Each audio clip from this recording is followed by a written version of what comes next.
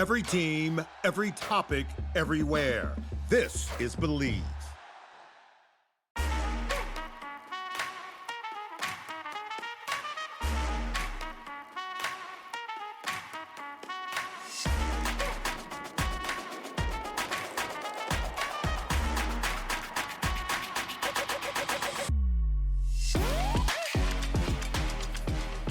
Hello, everybody, and welcome to another episode of Attack the Baseline, a WNBA podcast where every episode we attack our baseline knowledge of the WNBA.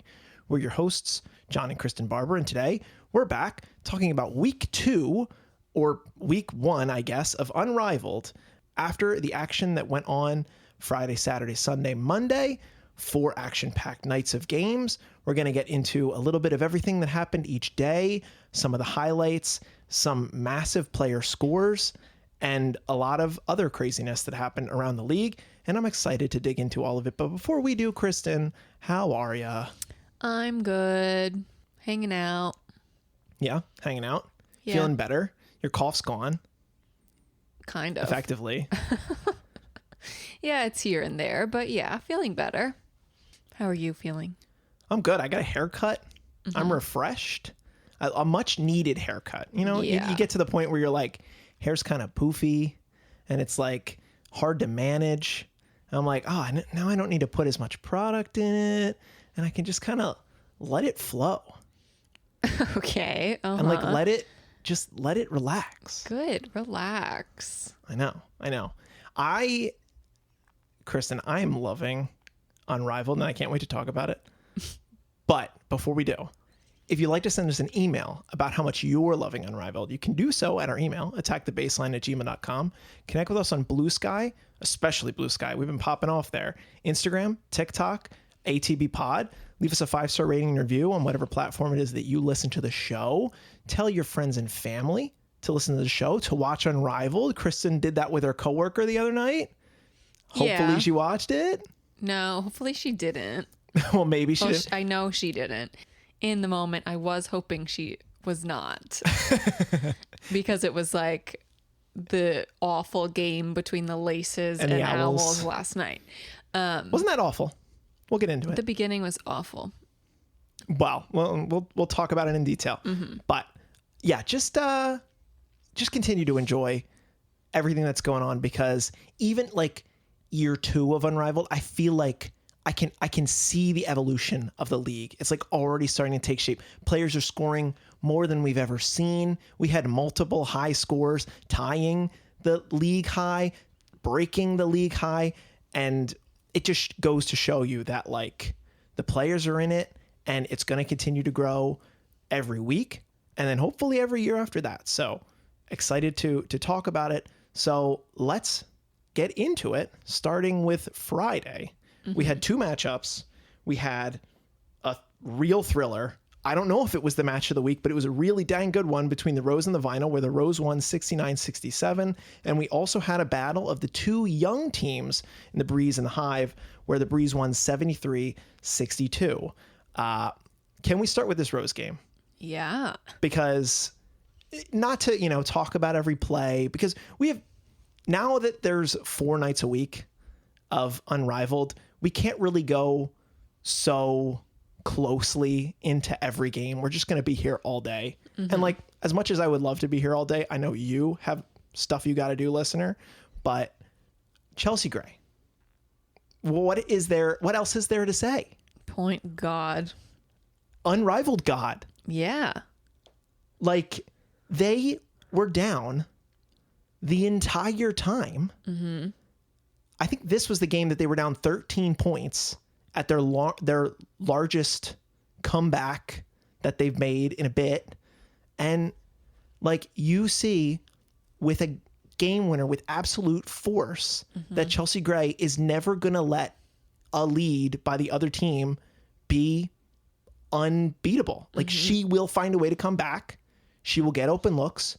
She will make open looks for her teammates, and the Rose will come back, and the Rose will win, because the Rose haven't lost yet. Mm-hmm. 3-0 club. Yeah. Chelsea at the end of this game was just out of her mind. Incredible. Like, she really didn't go too crazy at the beginning. She really was passing around. She wasn't scoring too much for the beginning of this game. But at the end, it was like 3-3. And she was getting fouled on the threes. So, like, that was big slip-ups by the Vinyl, giving her points. Like, you just cannot mess around with Chelsea at the end of these games. No. And, like, you can't doubt her if she, like, in another game, I know we're trying to go in order, but in their other game this week, on Sunday, she got into very early foul trouble. It was, like, 3 fouls in the first quarter. Right. In the first quarter. So, like, okay, maybe we write her off a little bit. She's going to be, no, you can't. Like, she is just such a threat the entire game, even if she's quiet at the beginning. Right. It's still, like, it shouldn't amaze me, but it still amazes me just how good she is. How good she is in this format. How, when we first started the show, I remember the day that Kristen and I were like, oh, Chelsea Gray's healthy again. And we're understanding why she is the point guard, because she started hurt when we started the show. And, like, God, when she's 100, she's unstoppable. It's crazy. And it doesn't even seem like she'll put up a shot and I'll be like, oh, I don't know if that one's going to go in. Can't. Absolutely no doubt at this point. The Rose are just on fire. Fire. It really feels like they're going to be, you know, if they're not the top team this season, they're going to be in the top 2. I would be shocked if they're not, you know, at least in the semifinal. Maybe they, like, ride all the way to the end like the Lunar Owls did, and it looks like they're just this unstoppable force and they get upset because of, like, a trap. But this sort of showed me that continuity is so important in Unrivaled, because the Rose have 4 of the same players from last year's squad that won the championship. And none of them lost a step. The chemistry between those 4 especially is incredible. And Shakira, having gone down to Mexico and winning that 3-on-3 championship, I really think has empowered her to feel like she has a role on this team.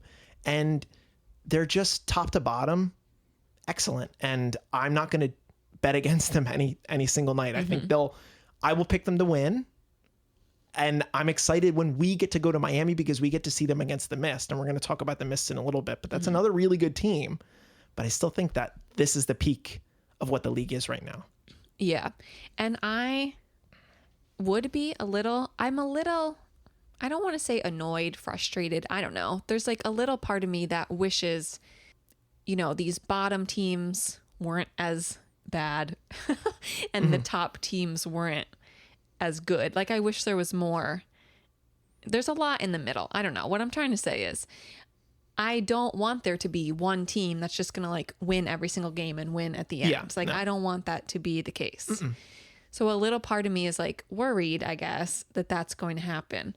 But I think it's, like, in the front of my mind of what happened last year, of the Owls only lost 1 game the whole season. Everyone thought it was impossible for them to lose, and then they lost. So I'm not, you know, saying lock the Rose in for another championship, because anything can happen in this format. But when you have Chelsea Gray playing this well, you know, it's a very big possibility. Chelsea, MF, and Gray. TNT owes a lot of money to the FCC with all the curses that they're letting these players slip through in their send-offs, and I love it. I'm here for it. I am here for it. I will also say, you mentioned Shakira. Shakira is playing very well, especially with Chelsea. I think Azare has been playing very well. She's been playing very smart. Yeah. Like, she knows exactly when to foul somebody in, like, a strategic way. So then, you know, you stop them from getting a basket. Like, she is, I think, incredible on this team. I hope we see Ka sometime soon. Yeah. She said she was on the broadcast on Sunday, or one of these, not on Sunday, yesterday, on Monday. It was like Rose night. Yes, Rose Club Night, which is cool that they have like a club night thing now to let fans go get autographs with their favorite clubs. Yeah. And Ka said, "You'll see me play in Philly."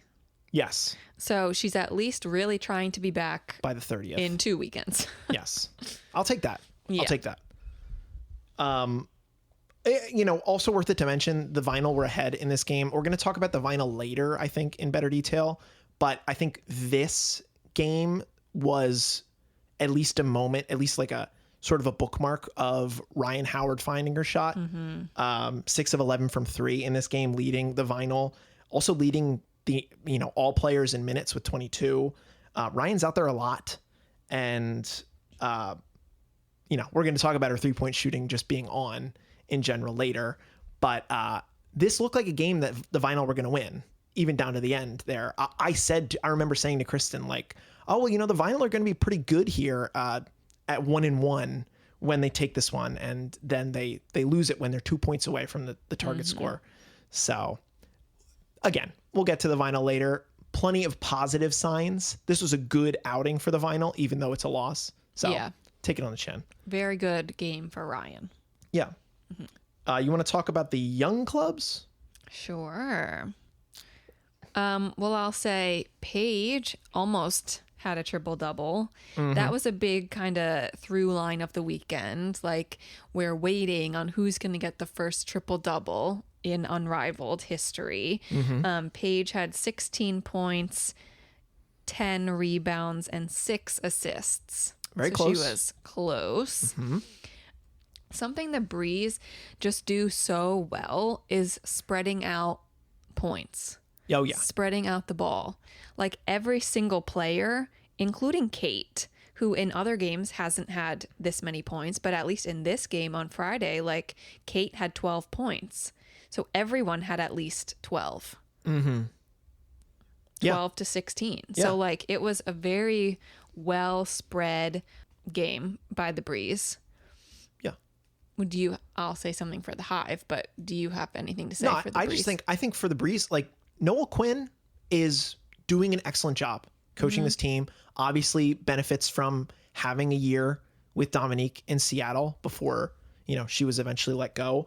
What I'll have to say about the Breeze in this game is that it gave us a better understanding of how the development pool is going to go. Cameron Brink was listed on the injury report, I believe, as probable going into the game.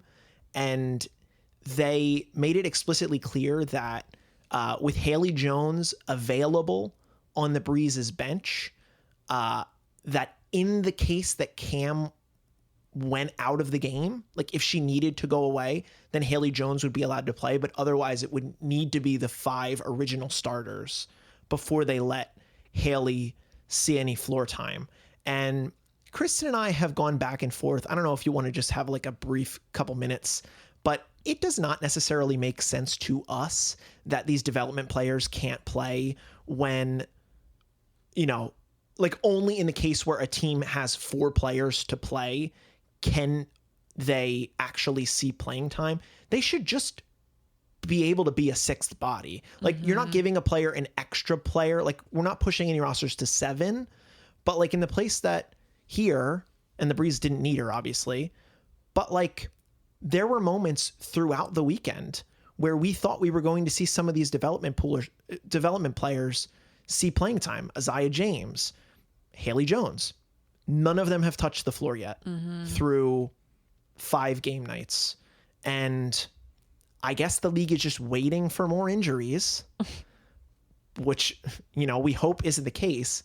But I'm just like, I don't know. I kind of want to see. I kind of want to see on a night where, like we talked about the Laces punishing the Owls. Like when you're playing the Owls, like if you're up by 25, you should probably be able to play one of these development players if you have an extra spot.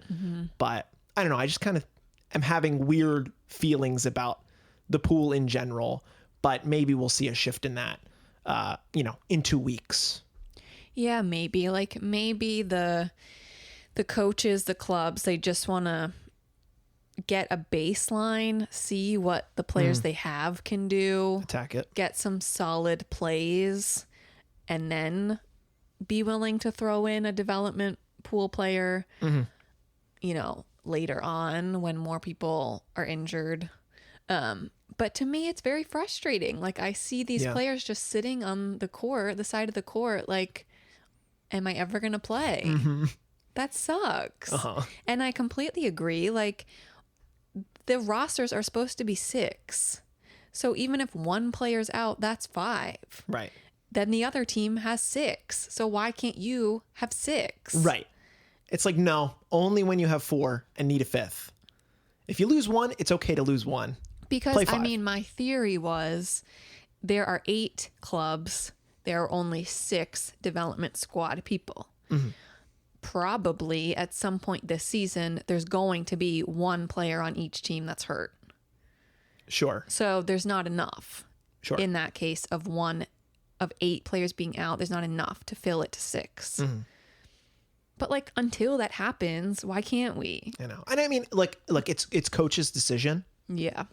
But I don't know. I just hope some of these players get time to play. Yeah. Let Emily Engstler cook. Okay. Breeze, looking like a good club. Pretty opposite of what I said about having cohesion, because none of these players have really played together. It's just the benefit of Dominique knowing how to play under Noelle, I guess, even with only 1 year of example. I don't know. Yeah, they just gel very well. Yes, they really do. They really do. The Hive, on the other hand, it's looking a little rough for the Hive. Yeah, as they are still winless, searching for their first win. We'll see if they get that in the coming week, but obviously they take the L here. What are your feelings so far about the Hive this week? Well, particularly on Friday, Sanaya Rivers had 6 blocks. 6 blocks. Yeah. Which is an unrivaled record. She's playing incredibly defensively. So they at least have that going for them. Like, Sanaya is going all out in these games. The shooting is kind of another story. Like, Natisha Heidemann is kind of really struggling, had 0 points on Friday. Sonia had 16 points, but still, to me, like, she's just not... She kind of found it later in the week. But in this game, to me, she still was not shooting very well. Yeah. So they have these bursts of, like, really solid, you know, like a few moments that they show really what they can do. But all together, cohesively, yeah, I think they're struggling. Monique Billings had a great opening game, but then since then has not played as well. No. So they're figuring it out.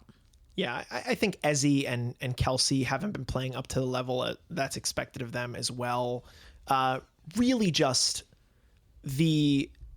I don't know the exact statistic, but I'm pretty sure, like, eye test wise, they're the worst shooting team right now in the league. Just not nailing pretty much any jumpers. So I expect that to, come back to the mean. And then, once Kelsey Mitchell, like, finds her shot, I would expect them to be pretty dangerous on, night in, night out basis. And Sony is clearly frustrated. Like, that's coming across on the screen. And it's a shame because we were so excited for her. And obviously there's plenty of time for her to figure it out. But it's tough to see, players be a little bit disgruntled. So I think they just need to sort of get off the schneid and get their first win. But, they only lost this one by 11. The Breeze, I think, are one of the top 3 or 4 teams pretty easily in this league. And the Hive have been sort of blasted in their other 2 games this year. So I guess this was a pretty okay fight by them. But, I think we know all these players on this team are better and that they will level up throughout the season. It's just maybe taking them a little bit longer than some of these other clubs to absolutely gel. So let's talk Saturday. On Saturday, we saw a demolishing of the Lunar Owls, Phantom winning 94-60, a 34-point win for the Phantom. And then maybe the game of the year for me, 83-81 Laces. That was just pure, unadulterated, great basketball by both teams. Let's touch on the Phantom here first, because a rival of Kelsey Plum. She is born for this. Like, I think I posted on our Bluesky that like her motor, we've always known her to be a high motor player, but like she was literally, and it wasn't this game, but it was the other one from yesterday night. She was literally running circles around the other team. Like literally full circles. She would go into the paint, come back out to the top of the three and just pull up. And it's like, she never seems to be tired. No, there was a hilarious moment when they were playing against the Mist yesterday, but she literally, like, Alana Smith had her arms up trying to block Kelsey Plum, and Kelsey just like ran right under her arms and like got her layup. It was hilarious. Yeah, she's been excellent. And in this game in particular, to go back to the triple-double conversation, she had 38, tied Nafisa Collier for the league high in points in a game. She had 8 boards and 11 assists. So she was closer to a triple-double than Paige was. 2 more boards. I mean, obviously Kelsey Plum is a bit small, so it's tough for her to get 10 boards sometimes. But in that moment, I think she's going to do it. I think to me, it's going to be KP. And Brendan and Sarah on the call were saying, like, I don't even think she's aware that she's tied the record for most points in a game. But like, now she knows, even though it was overcome by another player later on in the week. But to see how close she was to a triple-double, I think this narrative of that first triple-double is going to be talked about in practice. And there's going to be a player that's chasing it.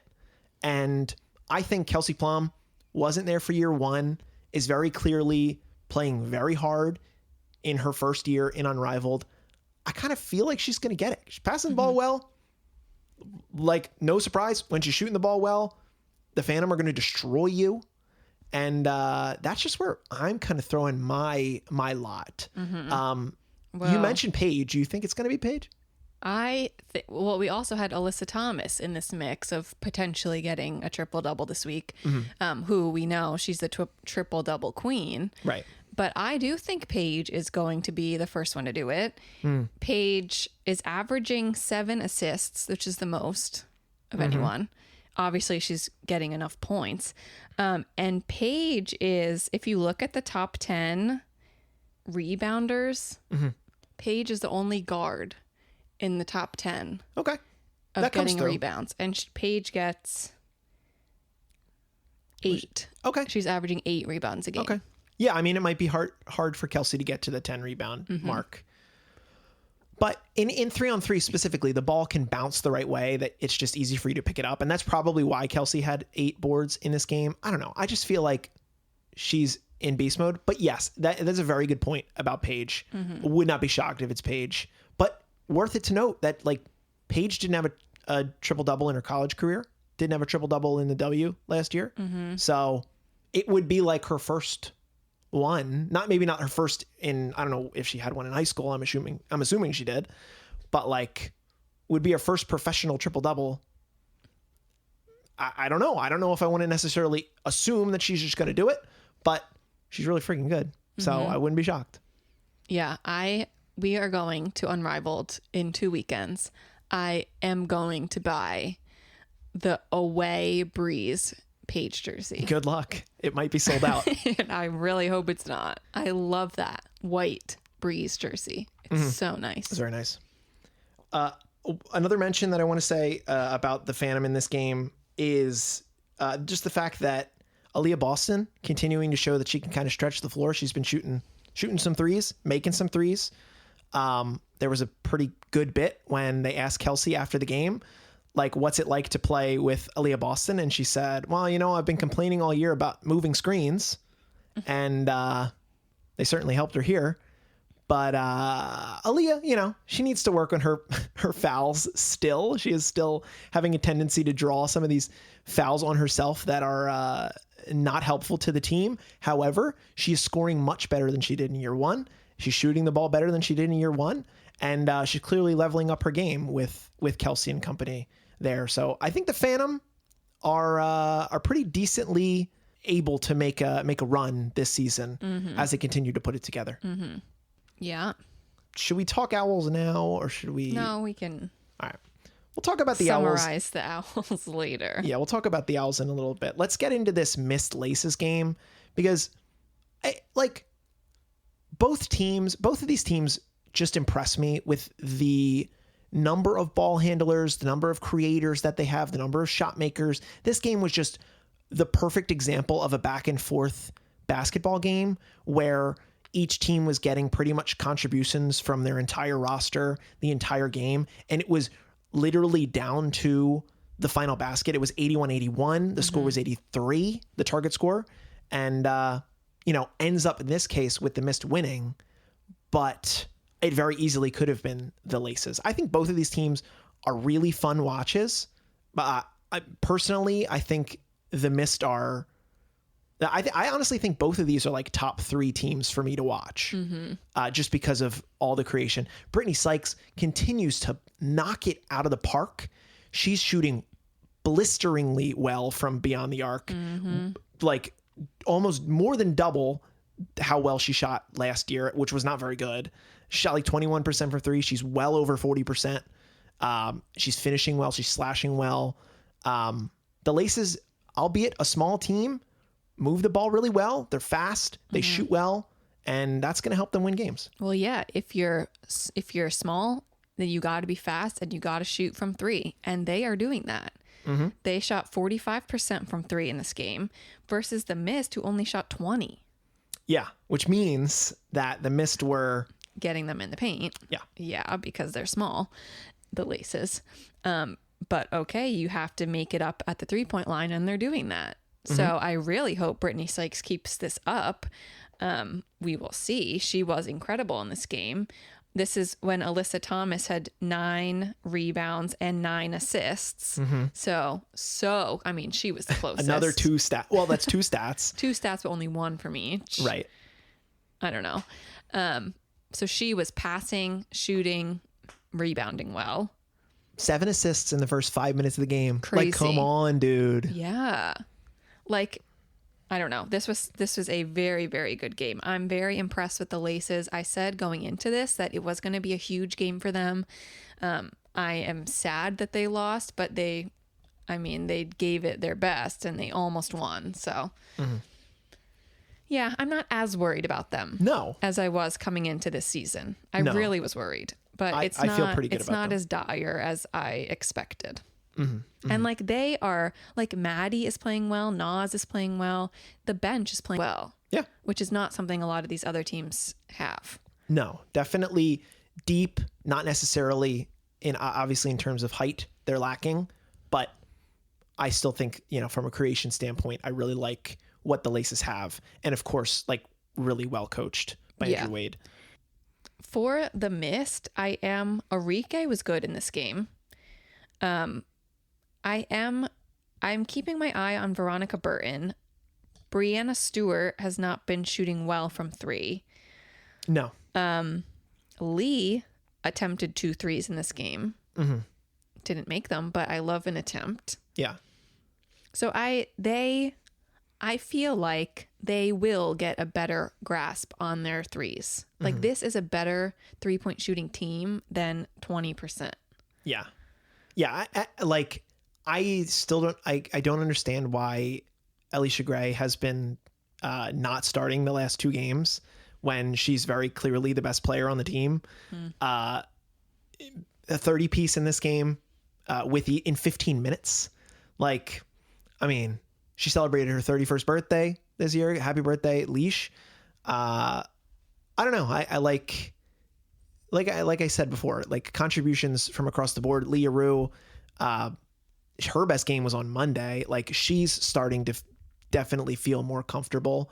And if they can have some different looks between Lan and Lee and figure out how to best optimize both of them in separate cases, I think this team could be the one to surprise the Rose down the road here. I'm very much looking forward to both teams hopefully being healthy when we're there in Miami, because I think that's going to be a slugfest, and I can't wait. Okay, so now let's talk Sunday. We had the Rose and Breeze, 2-2-0 teams facing off. The Rose won 73-69. And then we had the Vinyl taking it to the Hive, 89-66. I think briefly we can mention in this Rose game that shocker Chelsea Gray, had another one of the week's highest scores. She had 37. She was 7 of 9 from 3. Shakira continuing to play really well, winning the game on a putback after the Breeze kind of surged back in the fourth quarter. But like, it was so quick when we turned this game on late, and it was 63-63 in the fourth quarter, and the Rose scored 8 points in 20 seconds, it felt like. And it was 71-63, but the Breeze fought back, and the Breeze almost had them, like a 20-piece from Rakia, a 20-piece from Dami. This was just, a good effort all around from both teams. Again, another one of the best games of the week if you didn't have a chance to check it out. Yeah, I just wanted to add that Cameron Brink, some people are noticing, in this game she had 5 fouls. She definitely has to use this Unrivaled season to work on not fouling. I'm seeing that really everywhere. People are like, can Cam get her fouling under control? Because that's just something that she does struggle with in the regular W seasons. So in this game, no, she had 5 fouls. But the funniest thing about Cam, if we're going to talk about Cam briefly, is that mask gate. I know that people still are saying that oh, she broke her nose. She did not break her nose. Fully preventative mask. She has moved to a different mask, the clear mask. And even in the last game that we saw her this week, she took the mask off. Only for a couple minutes. Only she put at the it end of the back game. on. But I mean, I could totally see a world where the mask is sort of blurring her vision in a way that's uncomfortable. Yeah, but that could be forcing her to foul a little bit more than she would want to. I mean, yeah, I'm sure she doesn't want to be fouling, but she is. She's leading the league in fouls. Yeah, she has something to work on. By a lot. She has 4.3 fouls a game. The next is Ezzy, who has 3.6. Oh, wow. Okay. So a lot. Something to do. So we're keeping our eye on Cam. Okay, you want to talk about Vinyl Hive? Yes, let's give the Vinyl their flowers here too, because they were 0-2 before facing the Hive, who were also 0-2 in this game, and they had pretty much lost 2 heartbreakers that they were both leading for considerable amounts of both of those games. I think the Vinyl are a good team. I think they're a quality team. Obviously, they were in the finals last year, but we saw in this game another night for Ryan Howard from deep, 6 of 8. She shot all of her made baskets were threes. She had 18 points in 20 minutes. And the big one, Dearica Hamby, putting in a all-time performance, scoring 40 points, 16 of 22 from the field, 10 boards, 2 assists. She was a wrecking ball in the paint. This is her at her absolute best. It was nobody could get in her way, and she was just laying it up with ease. It would be anybody could toss in a deep pass into the low block to her, and she would just, one hand put it up and score it. I am thinking that when Dearica Hamby is at her best and Ryan Howard's shot is falling, that the Vinyl could really beat any team here. That's why I think they're legit challengers, and why I think fortunately in this season that there is more parity. It's just very clear that the bottom 2 teams are the Hive and the Owls right now. And that's because of injuries in one case and just inexperience in the other case. But congratulations, Dearica Hamby, on the first DoorDash of the season. This does not count toward our bingo board. Those are WNBA DoorDashes. But a 40-piece it might kind of counts. Yeah, if we don't get one in regular, yeah. If there's no season, this one counts. Anything you have to say about the Vinyl? I just want to talk about Courtney because I have been a little like questioning Courtney, like what's Courtney really doing? Like she just has been very quiet to me. She played for 15 minutes in this game, which is more than she's played in the previous 2. And I just feel like this is not a lot. Like she's just not on the court for very long. So I went back and looked at last year, and she kind of like only played 12 minutes last year a game. So I guess it is like pretty normal for Courtney. I feel like this was her best game in terms of, overall offense, but she did have 8 rebounds. She did have 7 assists. So she is helping. It's really not coming across to my eye when I'm watching. So I'm trying to look more at that. I'm trying to appreciate Courtney more. Oh, absolutely. Because Ryan and De'Erica are like the ones who are shining right now. But I mean, I love seeing that from the box score in Courtney. I don't really notice when it's happening. Well, and I think honestly, like my sneaky dark horse for like the most improved player that we've seen. Well, it's tough. We're going to talk about Aaliyah Edwards at the end of here, but like Ray Burrell is kind of proving to, or reminding folks that she's a do-it-all player. Like when she's on, and she's been on these past couple games, you see her very similar to what I said about Brittany Sykes, the similar compliments, the slashing, the passing, the shooting, the speed that she plays at. I think Ray Burrell is going to help catapult this team. And I think that they're pretty well equipped to do a lot of things. Of course, we should briefly mention that BG was out earlier in the weekend with an injury. She came back, but she's still only playing a couple minutes. In this game in particular, she played under 3, and I still think they're trying to figure out what they want to do with BG, like what the best looks like for her. But when you have a big going like De'Erica, you're pretty fortunate to get this going. And Ryan's going to love to shoot the ball all the time. So the Vinyl can beat you in a ton of ways. And I'm going to really look forward to seeing them compete with the best team, with the Roses and the Mists of the league all season. Yeah. This is how they have kind of the same trajectory as last year. Like they're really losing these very close games, but if they find it at the end, okay, you'll see them in the championship. Something I do just want to say is Sonia finally got her first 3 in this game. Yes. She was 1. Now she's 1 for 13 from 3. So and you could see really rough. She put her hands up after she hit it. She's like, finally. Finally. Yeah. So maybe this is the beginning. Yes. For Sonia. Only uphill for this Hive team. Well, we've got one more evening of hoops to talk about. The Monday games featuring the Mists and the Phantom 64-61 and the Laces Lunar Owls 84-72.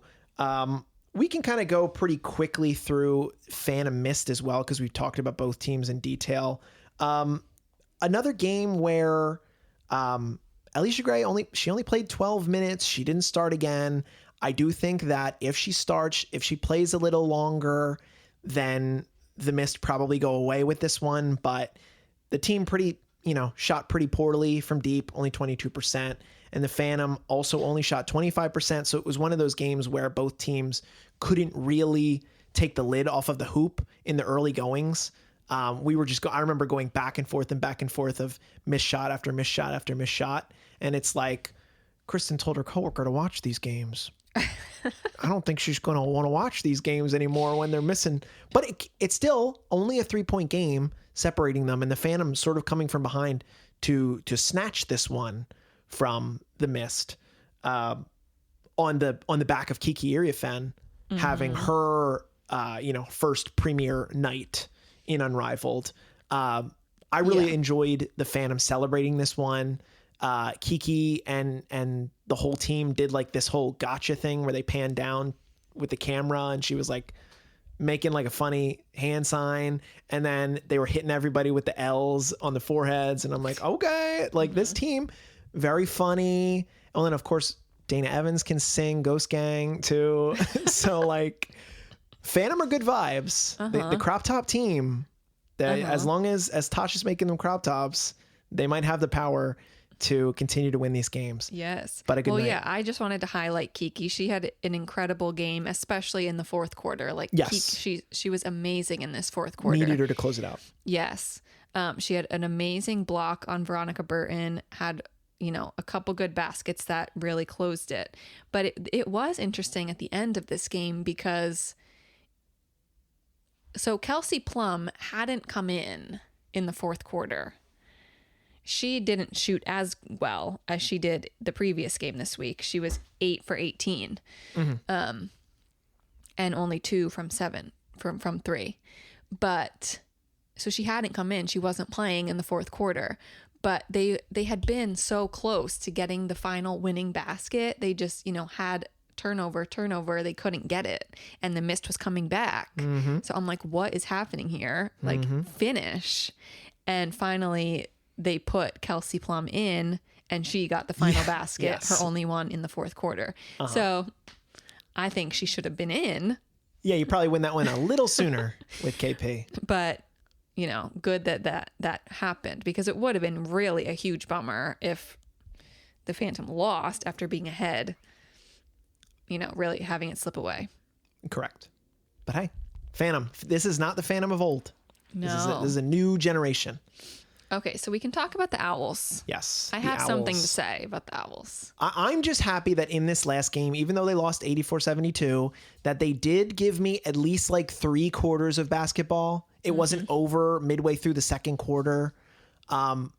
Their problems are still stemming off of the fact that I believe that they don't have like a proper primary ball handler, a proper creator to, get Beck Allen or Rachel Banham looks at, like, they're contributing virtually nothing for the team right now. It is Marina and Aaliyah. Yeah, and well, you know how much it's them too. It's like 80%, 90%. I was looking at shot attempts per game, field goal attempts.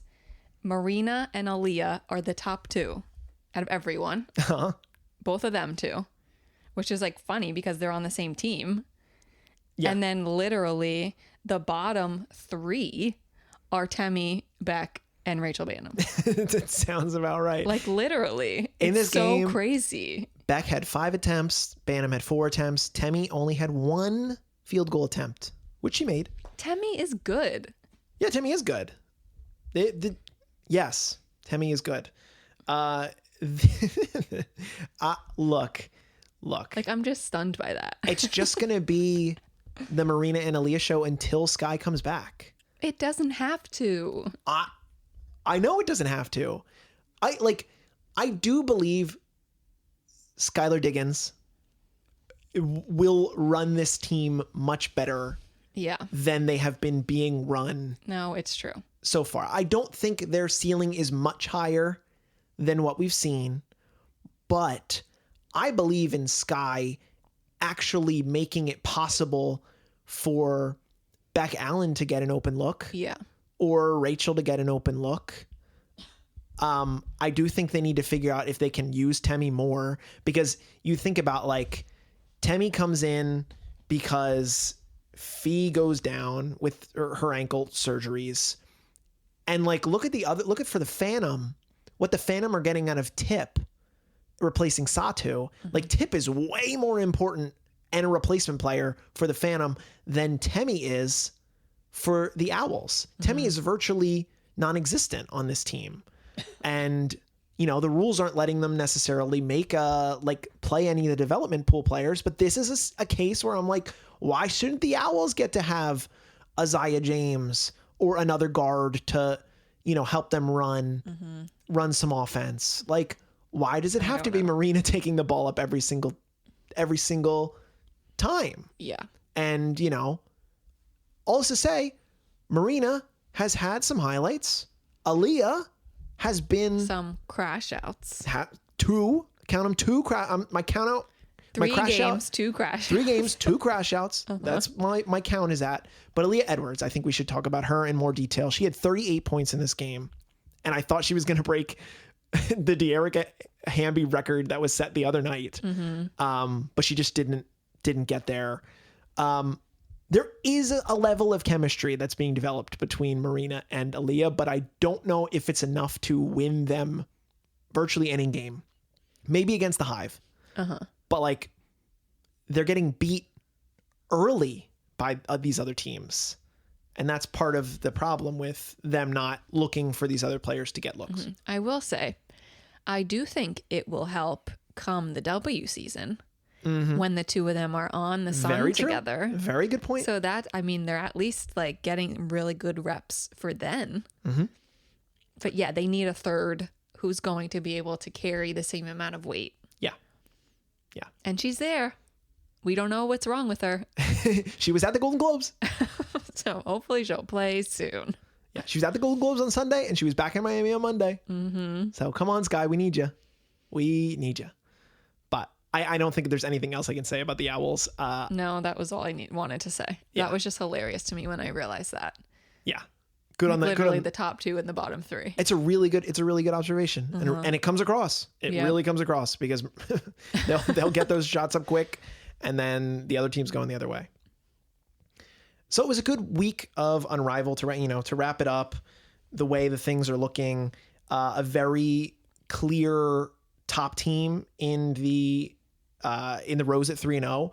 But to have 4 teams at 2-1, the Breeze, the Phantom, the Mist, and the Laces, that's nice. The Vinyl, I believe, are better than a 1-2 team. It's just going to take time for them to have a larger data set. So, I mean, those are your top 6 right now. That would be your playoff pool. And then you have the Hive and the Lunar Owls chasing their first win.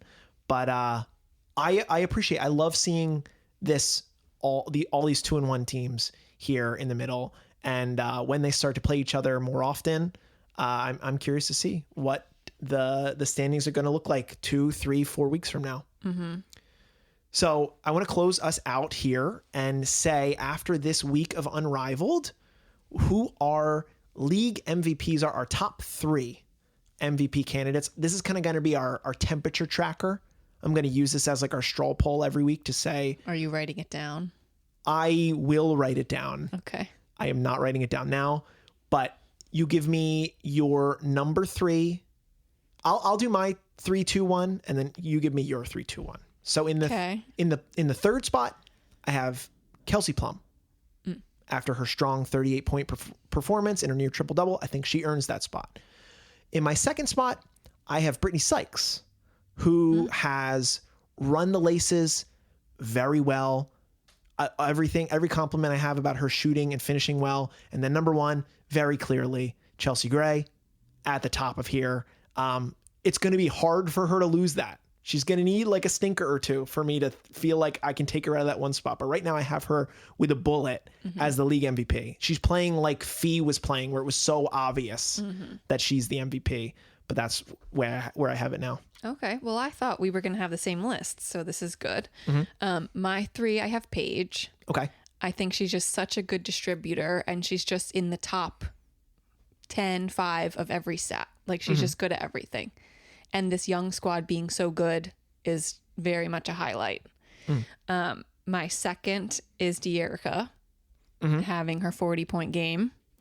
And then I also had Chelsea as the number 1 candidate for now. I think those are the 5. I really do. In whatever way you want to cut them. Like the 2, 3, 4, 5 are those other 4 players that we mentioned, with Chelsea as the clear number 1. But if you recall, when you're in Miami, they let you submit who you think the league MVP is, because it's very much a fan-sourced award, at least a portion of it. I don't recall if it's like 50% of the vote is up to the fans, and there's going to be more calls for who the MVP is later. But I think that is a good place to do it for this episode. Okay. More games on Friday. We're looking forward to it.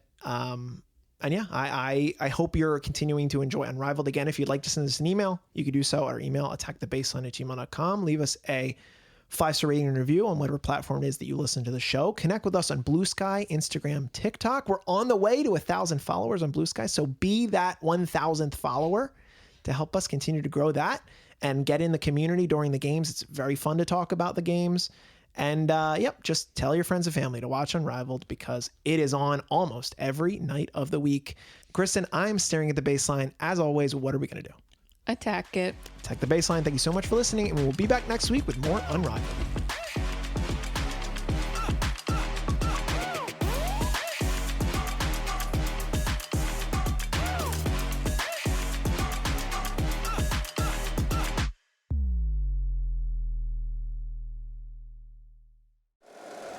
If you like the show, please take a moment to rate, review, and subscribe. It really does help the show to grow. Thank you for listening.